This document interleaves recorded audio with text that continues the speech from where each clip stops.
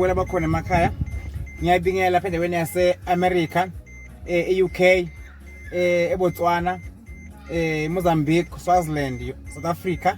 Ngithi ngibonga isupport yenu ababukela bakhona emakhaya, nikuthweni ngilandele imfundiso enhle ngizonifundisa, ngizonikhulekisa, ngithandazise ababukela bakhona emakhaya. Inhlanhla ikhona, impumela ikhona, amadlozi akhona, isithunzi sikhona. Lo umthandazi wenu umprofeti uDlamini. Uma ukamthole phone ungaphatheki kabi, yazi ukuthi ubhizi ngabanye abantu ngoba sokwaba ngumuntu wabantu. Inkosi inibusise ababukela bakhona emakhaya.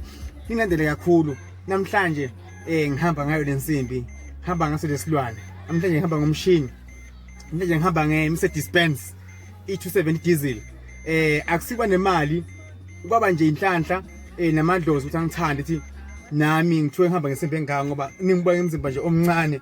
uNkulunkulu ufaka lapho ungacabanga khona. uNkulunkulu ayikho into akazayenza empilweni yakho. Noma bangakuthanda ubene uyakuthanda.